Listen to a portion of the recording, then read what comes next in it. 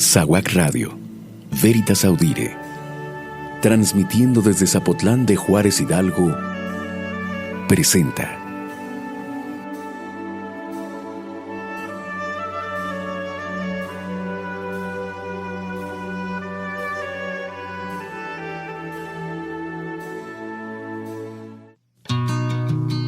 Techos de cartón. Pueblo que canta. Qué triste se oye la lluvia en los techos de cartón.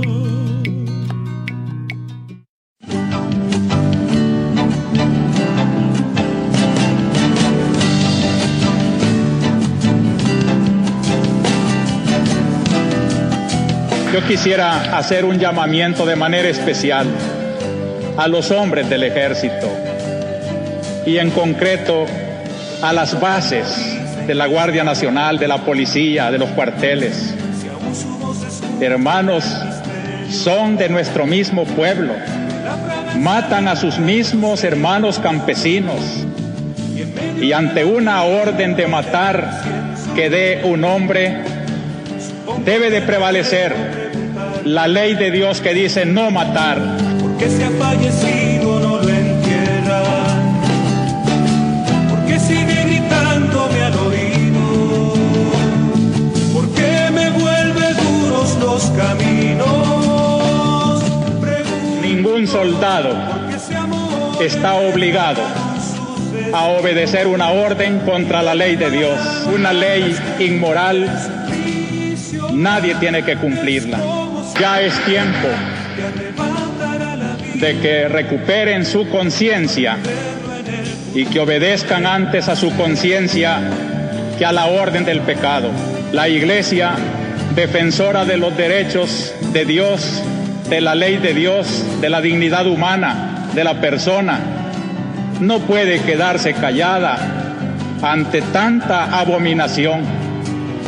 Queremos que el gobierno tome en serio que de nada sirven las reformas si van teñidas con tanta sangre.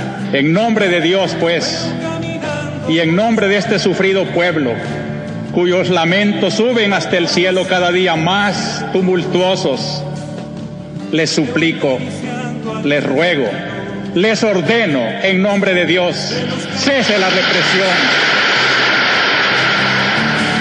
Solas al mirar hacia los cielos, lo siento como ruego en el silencio, le escucho por más que quieran tapar. El pasado 24 de marzo se cumplieron 37 años del asesinato de Monseñor Óscar Arnulfo Romero, arzobispo de San Salvador. Por eso el día de hoy inicié el programa con la homilía que probablemente le condujo a la muerte. Hoy, 37 años después, podemos preguntarnos por qué la vigencia del martirio de Monseñor Romero. Lo hacemos desde un mundo que sigue produciendo víctimas a una escala escandalosa, tal vez sin las tensiones de aquella época, pero con la misma frialdad. Las noticias nos presentan la muerte de los pobres y de los débiles con mayor evidencia, de las personas que nos informan la verdad. Y en nuestra acción se unen con frecuencia el horror y la impotencia. Incluso a veces podemos refugiarnos en la indiferencia, en el no querer saber, en la defensa incluso de nuestro propio hábitat, que no queremos que se infecte con las plagas que vienen de fuera. En este contexto tan distinto, el obispo salvadoreño sigue teniendo una enorme vigencia. Simplemente se dejó impactar por la realidad de su país y se dedicó en primer lugar a consolar y a estar donde estaba el dolor, a escuchar a las víctimas y a acercarse a ellas, a identificarse con sus sufrimientos y con sus esperanzas, a percibir cómo desde el dolor se testimoniaba un amor y una resistencia que iba más allá de toda esperanza humana, a redescubrir el Evangelio en el dolor de los pobres, a repetir que el hombre es Dios, un pobre Dios crucificado como tú. En un mundo donde el dolor de los débiles y las agresiones de los fuertes siguen marcando una tónica desesperante, Monseñor Romero nos abre la puerta a la esperanza. Fue un hombre de fe cuya palabra sigue viva entre su pueblo. Fue una persona solidaria que se dejó reconstruir. Fue un testigo de los que hacen hoy creíble la resurrección. En él recordamos no solo la pasión del Señor, sino cómo la fidelidad de Dios permanece en la historia a través de esa locura de la cruz que es más eficaz que cualquier tipo de sabiduría o de religión. Romero podría ser propuesto como ejemplo para todos los cristianos de hoy, y aún más para los sacerdotes, por su cercanía al pueblo, por su profunda vida de piedad, por su disponibilidad constante hacia todos, por su espíritu de servicio y sobre todo, por la identificación tan grande que llegó a realizar entre el profeta y el mensaje, entre la palabra y su portavoz. Porque adivinando lo que podría ocurrirle si asumía ese papel dramático de los profetas, se dejó poseer por ese mensaje divino de juicio y de condenación contra los poderosos y opresores del mundo, que terminaron por derribarle y aplastarle, como le sucedió a otros profetas, y muy destacadamente a Jesús de Nazaret. Palabra de vida ofrecida a los hombres, y que éstos convirtieron en palabra de condenación y de muerte, pero que Dios transformó en vida nueva y definitiva para el profeta y para el pueblo. En aquellos 3 años milagrosos, Romero descalificó todas las dicotomías entre el pueblo y la jerarquía, entre liturgia y vida, entre evangelio e historia. Romero insistía mucho en que fue convertido por el pueblo, por su iglesia, por sus comunidades. Cuando fue elegido arzobispo de San Salvador, tenía una imagen de pastor gris, serio, recto, imagen que presentó a su llegada a la archidiócesis. La gente más inquieta y concienzada lo recibió con recelo, porque sabía que era muy espiritual. ¿Acaso porque tantas veces la vida espiritual se ha vivido de manera alienante y como motivo de evasión frente a los problemas de la vida real? Y si bien toda la vida tiene sus procesos lentos e impalpables, también tiene sus momentos cruciales, y para él se presentó en la muerte de un sacerdote asesinado al poco tiempo de llegar a ser arzobispo, su gran amigo Rutilio Grande. Abramos una página nueva, hermanos, escribámosla con más amor, con más fraternidad, con más sentido de acción de gracias al Señor. El pobre fue la voz, lo hizo con amor, un legado nos dejó, al hombre devolvió derecho y dignidad, amar la vida hasta el final. Con este sacerdote habían muerto también un anciano y un niño, por el simple delito de acompañarle a celebrar misa. Entonces Monseñor dice que se le abrieron los ojos. A mis 60 años empecé a entender el Evangelio. La muerte del Padre Grande me abrió los ojos, repetía con frecuencia. Pocos días después del asesinato del Padre Rutilio Grande, la Guardia Nacional de El Salvador había rodeado de madrugada la casa rural de Aguilares, con el deseo de detener a los otros sacerdotes que trabajaban con el Padre Rutilio. Un joven sacristán se percató de ello, despertó a los sacerdotes y los invitó a subirse a la torre de la iglesia para estar más protegidos, mientras él tocaba las campanas para despertar al pueblo y evitar que la Guardia Nacional detuviera y secuestrara a los religiosos. La muerte de Rutilio hacía presagiar más fuerte la muerte, y el joven sacristán quería evitarla. Mientras tocaba las campanas para despertar al pueblo, la guardia disparó. Juan cayó muerto entre los sacerdotes. A estos los detuvieron y los deportaron hacia Guatemala. Pero el pueblo se despertó, se dio cuenta de que era la Guardia Nacional la que los llevaba detenidos. El caso de Juan no era único. Continuamente le llegaban noticias a Monseñor Romero de casos como el que hemos contado. Su solidaridad, su apertura y sensibilidad frente al dolor de su pueblo, su honda fe y su apasionado amor a Jesucristo le preparaba para la entrega consciente de su vida. De aquí que aquella diócesis mártir y su arzobispo mártir llegaran a formar un todo, que mutuamente se enriquece, se estimula, se consuela, se da fuerzas, se cuestiona, pide, interpela, responde y siempre colabora en solidaridad y en corresponsabilidad. Si el obispo hace diócesis, la diócesis hace obispo. Y si una iglesia mártir hizo un obispo mártir, el mártir Romero sigue ayudando en su presencia invisible pero cierta a su iglesia de San Salvador, para que siga siendo palabra, testigo, paciencia, oración, solidaridad, defensa de pobres, voz de los sin voz, liberación para los oprimidos y lucha contra los opresores.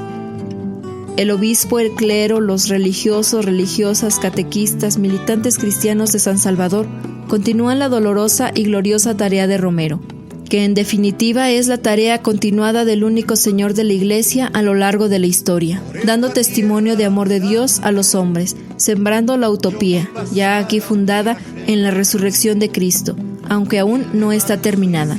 Luchando por un mundo mejor, una sociedad sin clases, una humanidad justa, fraternal, solidaria y familiar. El canto que vamos a escuchar el día de hoy se llama El Profeta. Cada estrofa está llena de verdad. Nos explica la realidad que vivió Monseñor Romero. Fue escrita por Jorge Palencia, miembro del grupo Yolocamba Ita, con arreglos de Franklin y Roberto Quesada.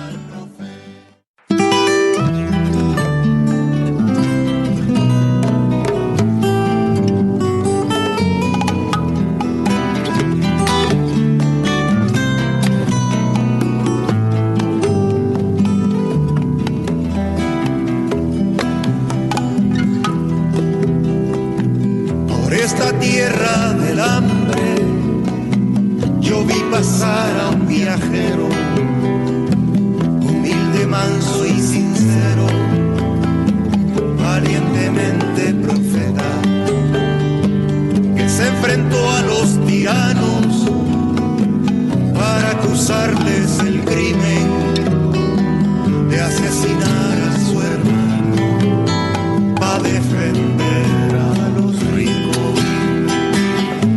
Matar al profeta, pero su voz de justicia no, y le encuentran el silencio, pero la historia no callará, y le encuentran el silencio, pero la historia no callará.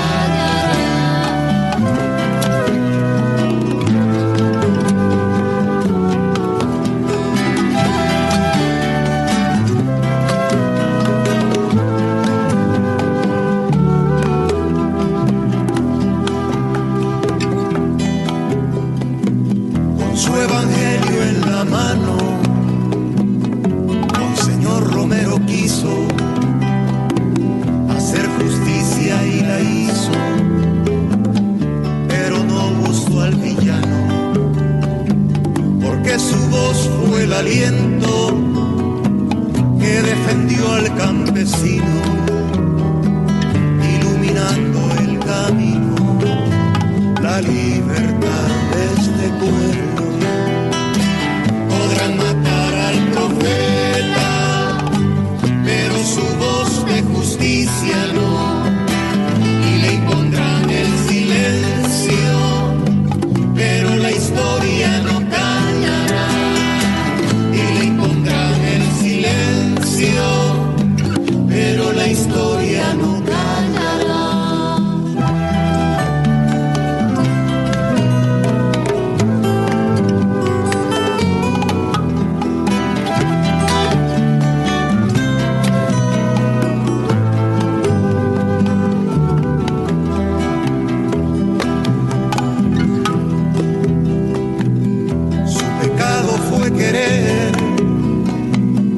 Los obreros comieran, que un Padre Nuestro tuvieran para rezarlo comiendo. Cuando Dios no hace justicia, porque no entienden los ricos, de los pobres sale el grito que aprendieron del profeta. Podrán matar al profeta, pero su voz de justicia no, y le impondrán el silencio, pero la historia no callará, y le impondrán el silencio, pero la historia no callará.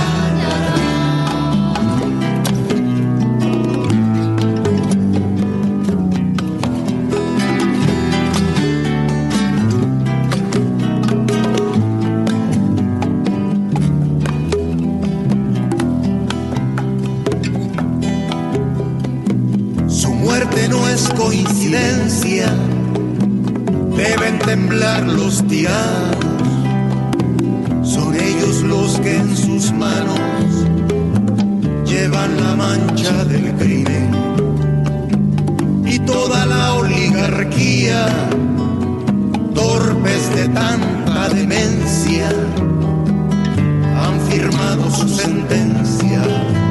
Comienza ya su agonía. Podrán matar al profeta, pero su voz de justicia no, y le impondrán el silencio, pero la historia no callará, y le impondrán el silencio, pero la historia no callará.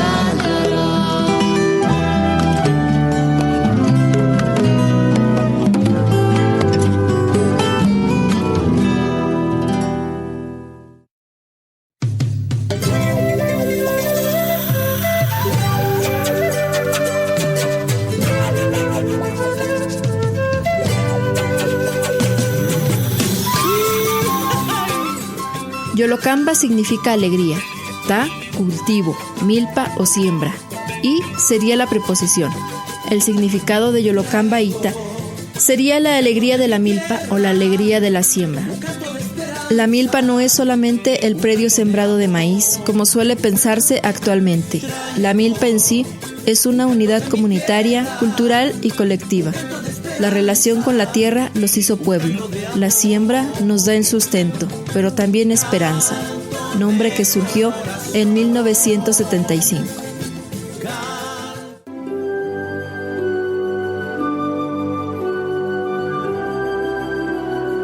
Estás escuchando Zahuac Radio, Veritas Audire, transmitiendo desde el municipio de Zapotlán de Juárez, Hidalgo.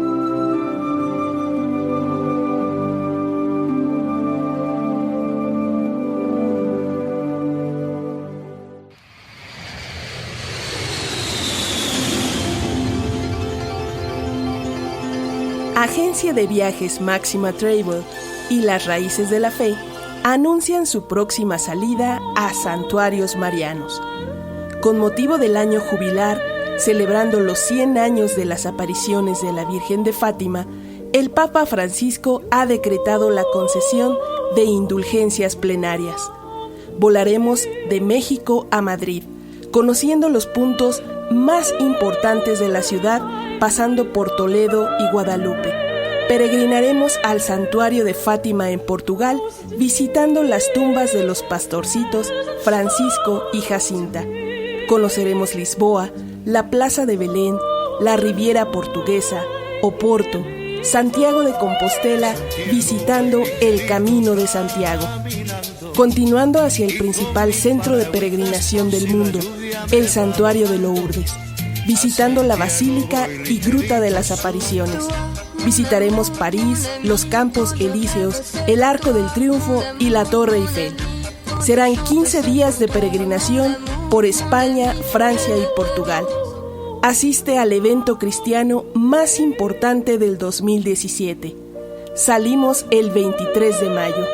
Consulta nuestras redes sociales en Facebook Las Raíces de la Fe o por correo a lasraicesdelafe@gmail.com.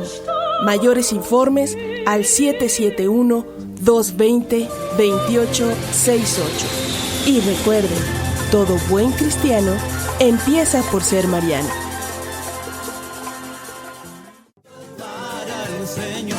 La iglesia de San Salvador está enraizada en la iglesia renovadora del Concilio y de las asambleas de Medellín y de Puebla. En esa parte de la iglesia latinoamericana que ha optado descaradamente por los pobres y oprimidos, que ha abandonado sus falsas seguridades mundanas, sus pactos compromisos con los poderosos de este mundo, y ha comenzado a vivir y caminar con el pueblo marginado y reprimido. Precisamente por eso la iglesia está sufriendo de manera sistemática y generalizada la calumnia, la denuncia, la cárcel, el secuestro, la tortura y hasta la muerte. En tantos y tantos cristianos, desde obispos a catequistas, religiosos y sacerdotes. San Salvador no es, por tanto, un caso aislado, aunque sí muy significativo. Es una parte de esta iglesia mártir de Latinoamérica, que es luz de esperanza y exigencia de compromiso para la iglesia del mundo entero. Hay que suponer que tampoco están todos los que son, ni son todos los que están. En la Iglesia de Latinoamérica hay de todo. También obispos, cleros religiosos y laicos que colaboran con la opresión y la injusticia, o quizá, más frecuentemente, la silencian, la explican o la legitiman. También en la historia de la Iglesia ha habido de todo, malo y admirable. Pero sabemos muy bien qué ejemplos son los que representan la fidelidad del Evangelio y cuáles son las debilidades y pecados que apartan de su camino. El 23 de marzo de 1980, Monseñor Romero también leyó el texto del Canto del Gloria de la Misa Popular Salvadoreña, canto que no pudo escuchar, ya que al día siguiente lo mataron. Canto que él mismo le encargó a Guillermo Cuéllar. Una nota simpática también de nuestra vida diocesana, que un compositor y poeta nos ha hecho un bonito himno para nuestro divino Salvador. Próximamente lo iremos dando a conocer. Vibran los cantos explosivos de alegría. Voy a reunirme con mi pueblo en catedral. Miles de voces nos unimos este día para cantar en nuestra fiesta patronal. Y así siguen estrofas muy sentidas por el pueblo. La última es muy bonita. Pero los dioses del poder y del dinero se oponen a que haya transfiguración. Por eso ahora vos sos, Señor, el primero en levantar el brazo contra la opresión.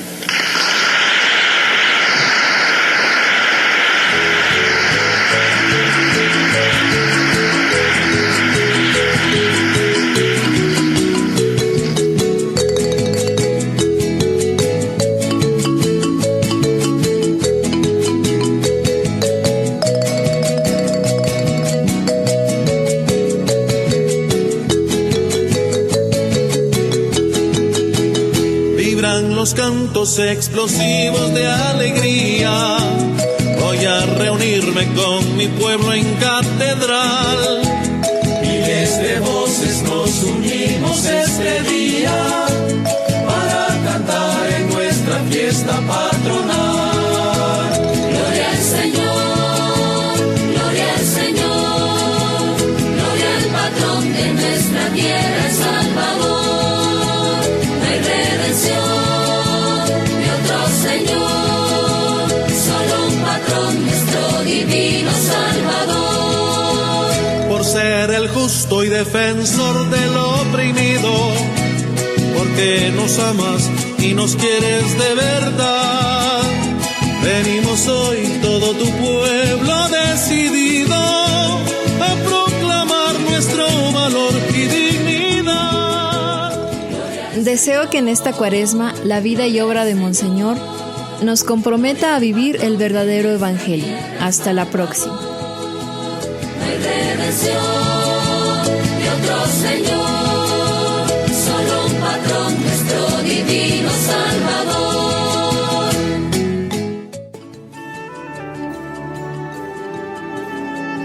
SAWAC Radio, Veritas Audire, transmitiendo desde Zapotlán de Juárez, Hidalgo, presentó